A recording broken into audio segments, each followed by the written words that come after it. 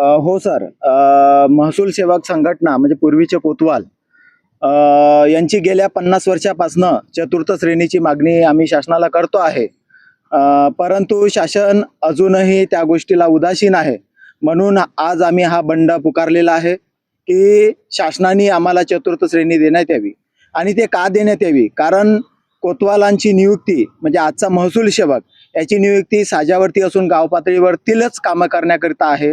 परंतु प्रशासन आमच्याकडून त्या साजा व्यतिरिक्त आणि गाव पातळी व्यतिरिक्त कामं करून घेतात.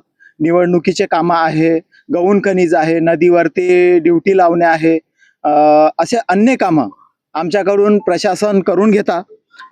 रेती घाटावरती ड्युटी लावणे, चौकीवरती ड्युटी करणे, अतिरिक्त साजाचा भार सांभाळणे, तहसीलमधील नोटिसा घेऊन जाणे, म्हणजे आमच्याकडनं चतुर्थ श्रेणी, श्रेणी 3 आणि चौकीदारीचे कामं प्रशासन आमच्याकडून करून घेतात.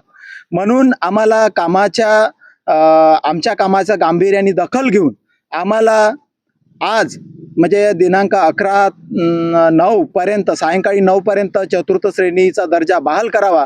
अन्यथा आमची संघटना विदर्भ महसूल सेवक संघटना ही माननीय महसूल मंत्री यांच्या कार्यक्षेत्रातील कोराडी या गावामध्ये उद्यापासनं म्हणजे दिनांक 12/9/2025 पासनं बेमुदत धरणे काम बंद आंदोलन करणार आहे.